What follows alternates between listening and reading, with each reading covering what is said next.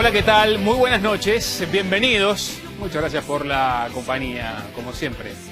En instantes les propongo conversar con quien fuera ministro de Economía y Finanzas de nuestro país, con el economista Fernando Lorenzo, a propósito de lo que es su presentación en la primera lista a diputados y todo lo que ha generado en materia política, las críticas que ha recibido fundamentalmente desde los partidos Colorado y Partido Nacional, lo que se dice jurídica y políticamente sobre su habilitación para ser candidato a la diputación, y también a propósito de cómo viene esta campaña cuando faltan poco menos de 20 días para el 26, donde estaremos definiendo el próximo gobierno los uruguayos. A propósito de definiciones, también acá en nuestro programa, sobre el final de nuestro programa, vamos a conversar con especialistas en materia internacional sobre lo que ha sucedido en la República Federativa del Brasil. Ustedes saben, habrá segunda vuelta con una sorpresa, no solamente con Dilma Rousseff, sino con Neves, que se coló sobre el final de la campaña en Brasil y va a pelearle la presidencia a Dilma Rousseff el próximo 26 también. Bueno, ¿por qué pasa esto? ¿A qué se debió la caída de Silva? ¿Qué le conviene al Uruguay? Lo vamos a averiguar dentro de un rato sobre el final de nuestro programa, reitero. A eso, como siempre, el aporte de nuestros compañeros, a quien ya saludo. Nicolás Núñez, ¿cómo está? Buenas noches. Buenas noches, Alfredo. Buenas noches a todos los televidentes. Vamos a estar hablando del Sistema Nacional de Emergencias. Otra vez hay amenaza, riesgo de inundaciones en el litoral. Sabido de lo que se vivió en Durazno hace no muchas semanas.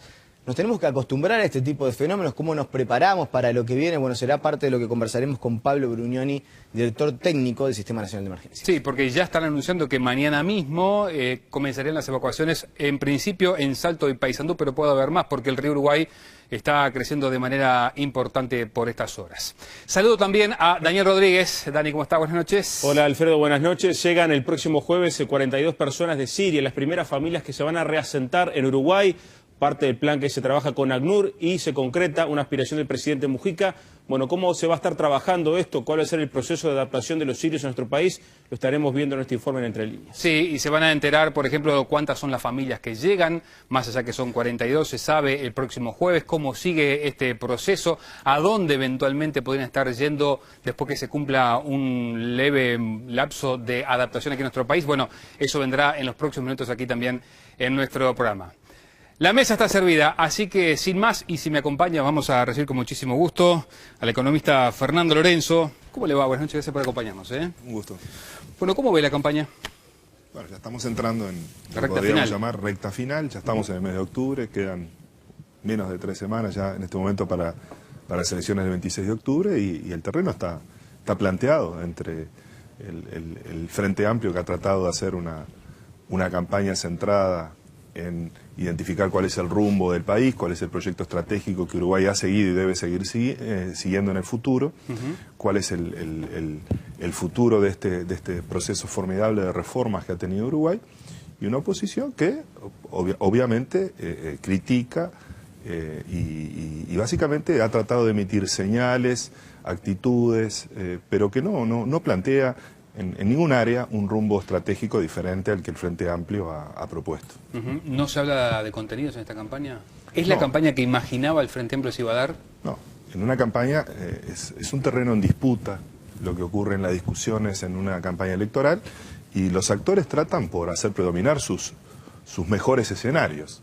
El mejor escenario para el Frente Amplio es discutir sobre el proyecto nacional, sobre el rumbo que ha tenido y debe tener la sociedad uruguaya para continuar progresando en el futuro, y obviamente el escenario preferido seguramente para la oposición es centrarlo en otro tipo de elementos, en un terreno en el que se puedan explicitar muchas más críticas que lo que son las críticas admisibles a lo que ha sido el rumbo estratégico de este país. Hemos asistido al proceso de transformaciones y cambios más importantes que conoce mi generación. Yo tengo 54 años y esta década ha sido el Uruguay de los cambios frente a lo que, al menos, insisto, mi generación se había habituado a pensar que este país, los cambios eran poco menos que quimeras, ¿no? Uno repasa un poco los discursos, las afirmaciones de los diferentes candidatos, y he notado que usted es de los que más utiliza los términos derecha e izquierda dentro del Frente Amplio y, bueno, en definitiva también de la oposición. ¿Cree que son definiciones que aún están válidas en el siglo que vivimos? Sí, sí, no solo que están válidas, sino que se expresan y se manifiestan de manera muy clara, sobre todo en lo que se refiere a las conductas políticas, a las formas de interpretar la realidad. Esa idea de que los conceptos de izquierda y de derecha y otros conceptos que vienen de las identificaciones ideológicas que se centran en el siglo XVIII, siglo XIX, que abarcaron todo el siglo XX y que se trasladan aquí al siglo XXI, a nuestros tiempos, cada una de ellas en las últimas décadas ha habido un intento por minimizar su relevancia y su actualidad.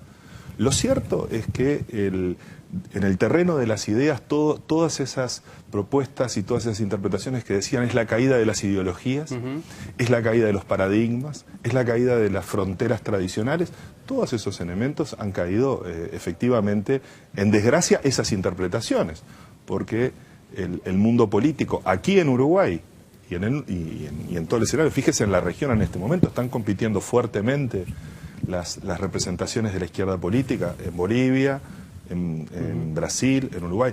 La contienda que ocurrió en Chile, con un corte muy claro, derecha-izquierda, en términos de lo que fue la elección por segunda vez de la presidenta Bachelet, muestran que esas fronteras y esas identificaciones que son muy primarias y muy básicas en términos políticos siguen vigentes, absolutamente vigentes. ¿Y qué es ser de izquierda hoy? Porque hay quienes dicen, bueno, las viejas consignas, las históricas consignas de izquierda ya ni siquiera se pintan en los muros. Aquello de Yankee Go Home, ¿qué es ser de izquierda hoy acá en nuestro país? Lo que pasa es que interpretar, la izquierda es esencialmente una forma de entender el humanismo y una forma de entender la combinación entre derechos individuales y derechos colectivos, en los cuales los elementos de igualdad están jerarquizados de manera muy especial.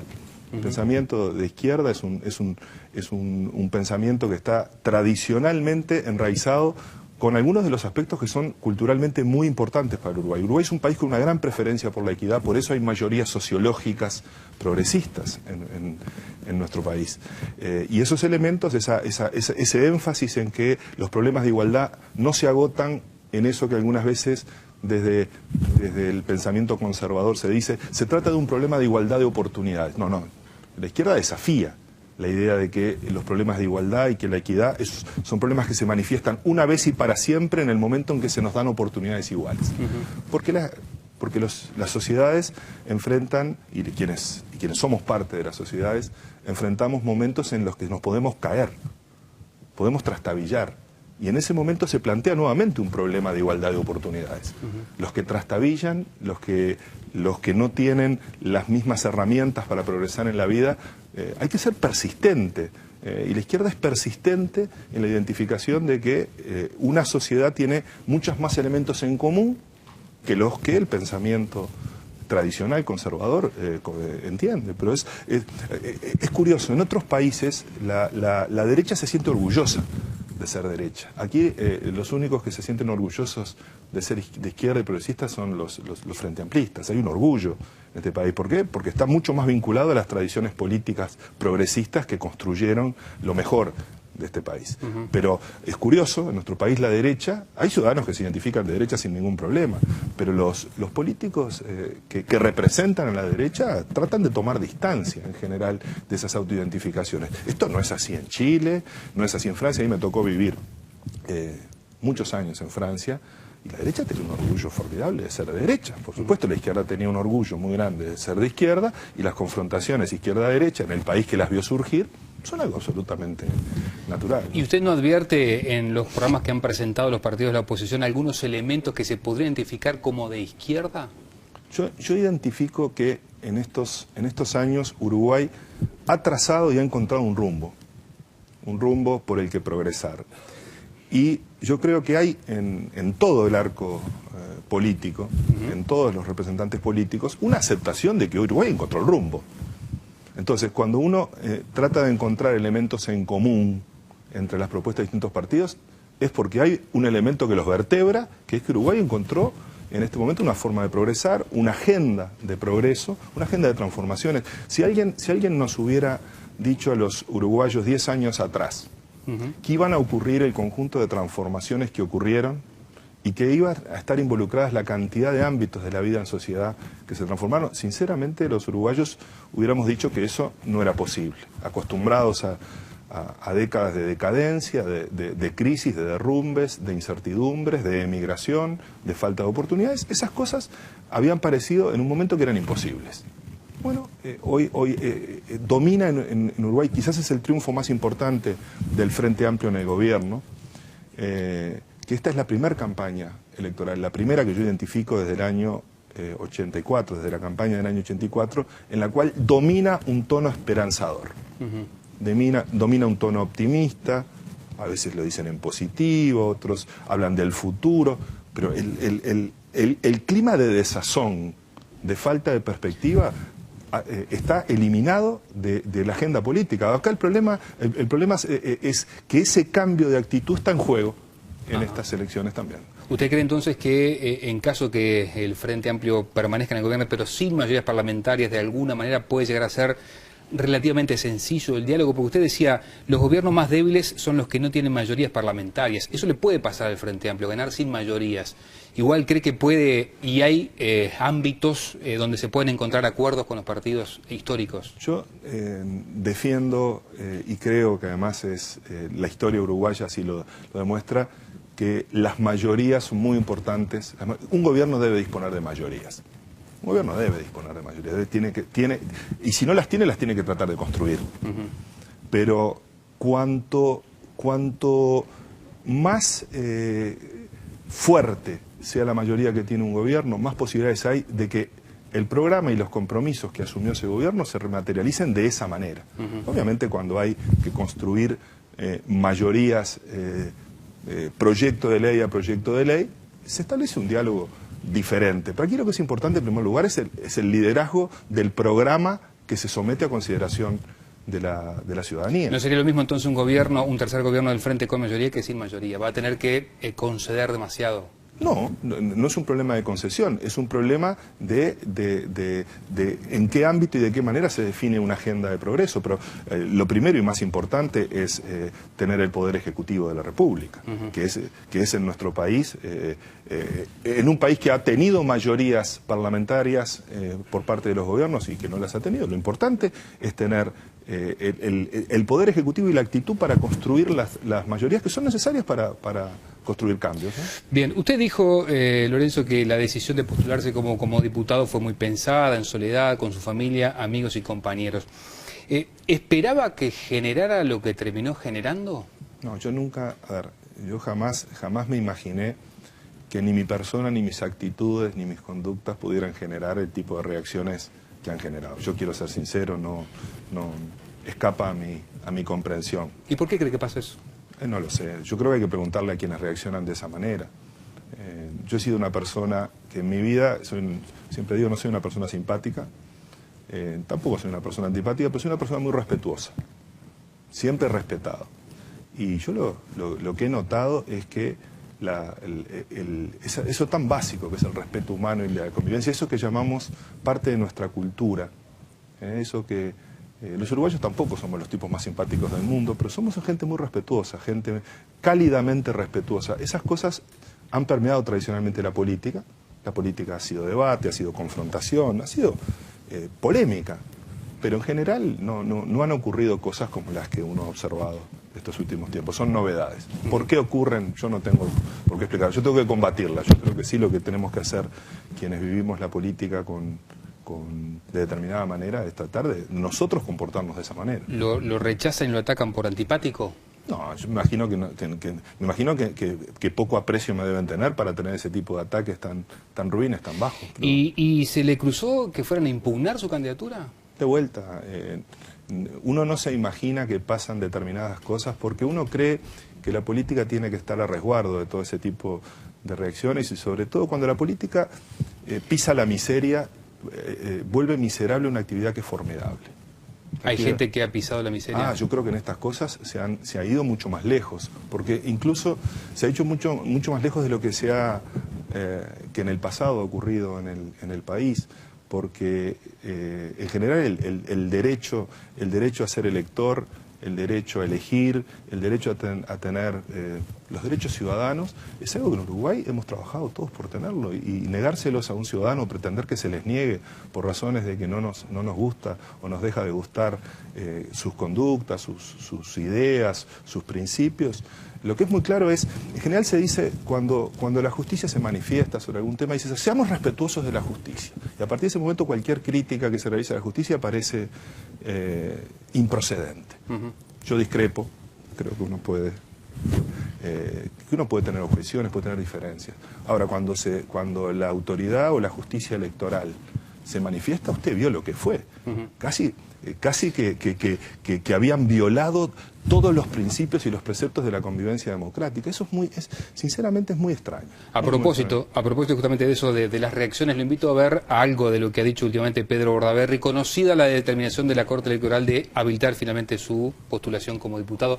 Aquí está el candidato a la presidencia del Partido Colorado.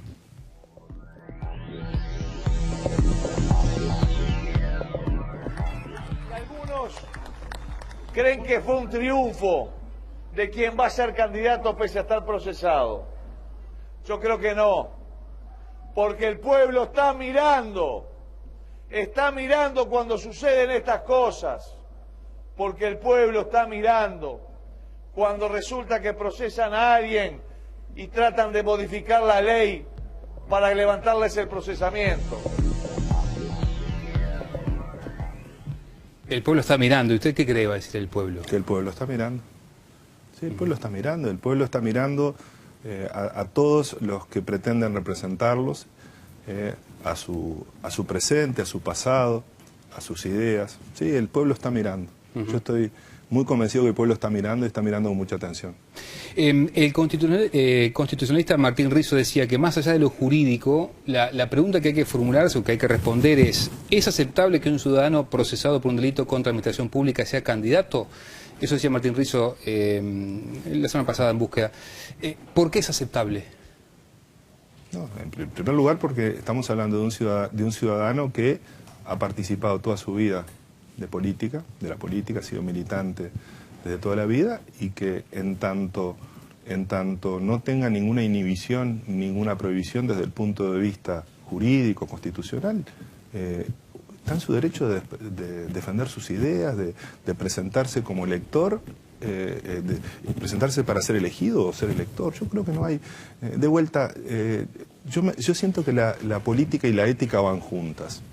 El problema es si uno utilizara de su participación en política para provecho personal, o en este caso, si se pudiera llegar a considerar la posibilidad de que alguien, por ser electo, fuera el mecanismo de escapar, de esconderse, de tener privilegios, de tener fuero. No es mi caso. Yo creo que ya he dado suficientes ejemplos. Yo me considero totalmente inocente de todo lo que, pero totalmente inocente de todo lo que se ha dicho y de todo lo que está siendo analizado en el ámbito de la justicia. Me siento absolutamente inocente y procedo como tal. Y creo que el hecho de proceder como inocente ya no es un problema de presumir o no presumir la inocencia, es que quien se siente inocente actúa de esa manera, y como lo estoy haciendo yo, sin dificultades, sin problemas. A propósito de esto, ¿cree que el tiempo va a diluir esa especie de mácula que representa para usted el caso Pluna? Lo que pasa es que el caso Pluna es muy curioso, porque mi participación en el caso Pluna es absolutamente menor. Cuando se habla de todo del caso Pluna, se habla de la quiebra, del fracaso de un proceso comercial en el cual mi participación fue virtualmente nula, virtualmente nula. Estamos hablando exclusivamente de algunos aspectos que solo en un clima de confrontación y de animosidad como el que ha habido se transforma en lo que se transformó, en eso que usted denomina el caso Pluna. Sinceramente, el paso del tiempo seguramente va a permitir identificar mucho mejor en qué consistió la realidad y qué cosas están un poquito más allá de la realidad. Pero bueno, yo soy una persona muy paciente, muy paciente. ¿Se puede considerar que fue el principal error de la administración Mujica, este asunto Pluna, todo lo que englobó la situación del cierre de Pluna? De vuelta, el cierre de Pluna, el gobierno poco tuvo que ver. Aquí es una empresa comercial que quedó en situación de insolvencia patrimonial e iliquidez. Y pregúntele a cualquiera que haya estado enfrentando esas realidades en una empresa, cuando se queda en insuficiencia patrimonial y sin liquidez, ¿qué es lo que ocurre? Se conduce a un doloroso proceso que es la quiebra de esa empresa. Claro. Pero el gobierno tuvo que enfrentar las consecuencias de un fracaso comercial que no lo gestó. Un fracaso comercial que, por supuesto, todos hubiéramos querido que no ocurriera. Siempre es mejor contar historias de éxito. Este es un mundo donde el éxito se ha vuelto cada vez más la medida de todo. Claro. Y siempre es mejor y siempre es más fácil contar historias de éxito que contar historias en que las cosas no salieron como se esperaba que salieran, ¿no? Claro, usted dice que su participación en el caso fue prácticamente nula. Virtualmente, me dijo, virtualmente, porque verdaderamente se limita todo lo que llama la participación de Lorenzo en el caso Pluna. A una llamada, es una llamada telefónica. Esto es verdaderamente increíble. ¿Se arrepiente de haber hecho esa llamada? Pero, ¿cómo voy a ver una cosa? Con el diario del lunes, con toda seguridad, cada vez que algo que nosotros hicimos o no hicimos, nos encontramos que deberíamos haberlo hecho o haberlo hecho de otra manera, siempre decimos, yo habría actuado distinto. El problema es que esa pregunta está mal hecha cuando uno está en labores de toma de decisión. Uno está enfrentando las dificultades antes del día lunes, actúa antes del día lunes, y el día lunes lo que hace es observar las consecuencias de sus actos. Y yo, como soy muy peleador, como soy muy luchador, como verdaderamente entiendo la política o cualquier otra actividad en mi vida, el deporte, mi profesión, todo lo he entendido siempre como una cosa muy aguerrida. Yo peleé y hice todo lo posible para que tuviera éxito lo que habíamos planificado, que era lo mejor que podía ocurrir. Claro, pero uno después también hace evaluaciones, pasa raya, después justamente con el lunes pasa raya y dice, capaz que acá yo hubiera ido por acá, no por acá. Eso supongo que ya lo ha hecho en el inconsciente, con su almohada, no sé. Con el paso de las semanas, de los meses, ¿no ha dicho, pucha, capaz que no tenía que haberlo llamado a Caloia? Sí, pero lo que pasa es que lo había llamado varias veces. Lo había llamado a él, lo había llamado al presidente del Banco de Seguros del Estado, había hablado un sinnúmero de veces con todos los interesados.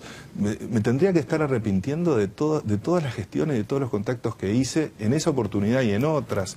Me tendría que arrepentir de un conjunto demasiado grande de actos que en realidad no tengo por qué arrepentirme, porque fueron parte de lo que había que hacer para solucionar un problema. No tengo esa sensación de que con el diario del lunes y con todo el sufrimiento que a uno le tocó vivir, hubiera actuado distinto. Seguramente mi personalidad y mi forma de ser me lleva a actuar así.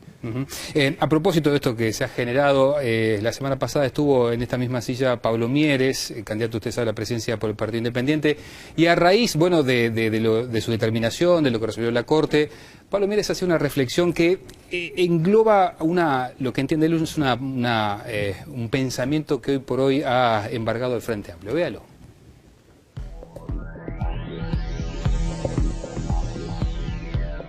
Parece que eso no le hace bien al sistema político y es otra demostración de un Frente Amplio que se siente un poco mareado con el poder y que no registra las señales de límites que hay que tener en la actividad política. El Frente Amplio está mareado por el poder. Ah, sí, yo creo que tiene una adicción al poder, que está 10 años de mayoría absoluta le han hecho mucho daño y justamente la gente, yo creo que hay muchísima gente que quiere ponerle límites. ¿Se mareó el Frente? No, yo lo que creo es que cuando uno está en campaña y quiere generar la mejor línea argumental para que su forma de presentarse como opción a las elecciones tenga éxito, se utilizan todos y cada uno de los argumentos que se crea que se tienen que utilizar. Yo podría decir, está mareado con el argumento, el señor Mieres está mareado con el argumento de que las mayorías parlamentarias son malas en sí mismo, ¿no?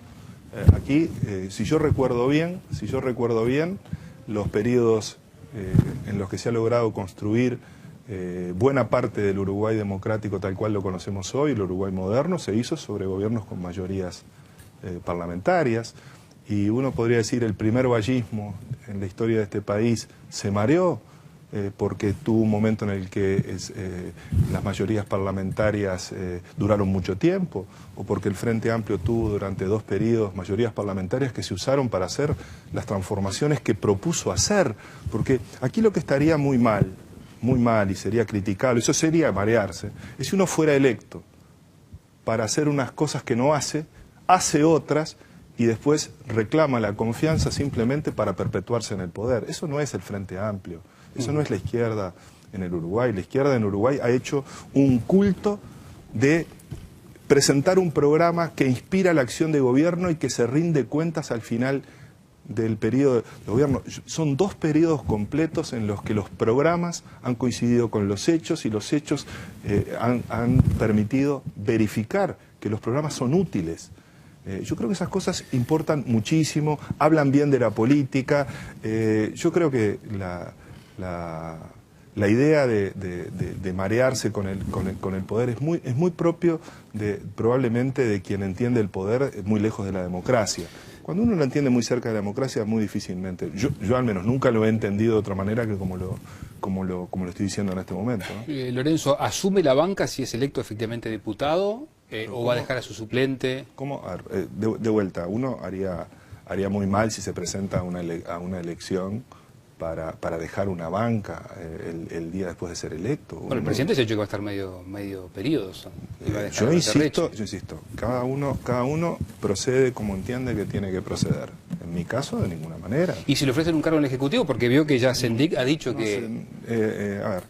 creo que ningún dirigente del Frente Amplio, y sobre todo los que estamos participando más activamente en la campaña, tenemos otro objetivo que no sea el de asegurar el triunfo del Frente Amplio el 26 de octubre. Todo lo que haya el día después está el día después.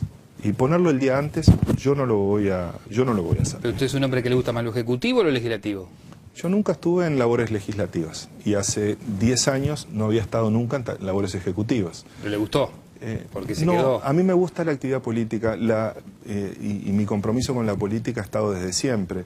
Esto es una cosa que he mencionado más de una oportunidad. Calculo que poca gente me lo cree, pero como yo sé que es cierto, lo repito con confianza. Yo nunca me imaginé que mi participación en política iba a ser a través de mi profesión. A mí la política no me gusta porque soy economista. Yo soy economista de profesión y adoro mi profesión. Me fascina lo que he aprendido y lo que de mi profesión puedo utilizar para ganarme la vida, para aportar en muchos aspectos. Pero nunca me imaginé que iba a estar participando en política a través de mi profesión.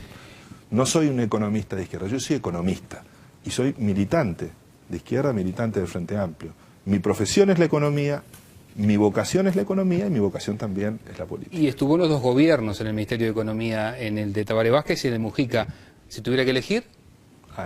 No tengo ninguna duda que elegiría el primer gobierno, con ninguna duda. ¿Por qué?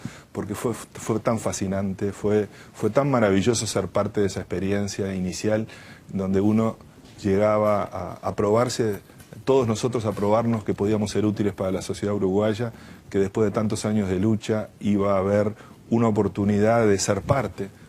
Y ahí sí que sabíamos muy poco, que nunca habíamos estado en la administración y que hicimos el grupo de trabajo que se construyó en el Ministerio de Economía y Finanzas. Realmente es una de las experiencias humanas más bonitas que tuve en mi vida. Me quedan solo 30 segundos y le quiero preguntar, si gana la calle, ¿le da tranquilidad que la ministra sea Arbeleche?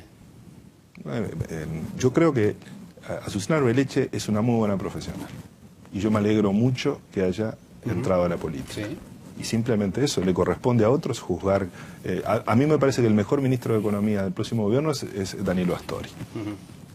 Confío que lo va a hacer y además confío que va a seguir haciendo el aporte que Astori le ha hecho, no a los gobiernos de Frente Amplio, al Uruguay desde hace muchísimo tiempo. No me respondió. ¿Le da tranquilidad o no?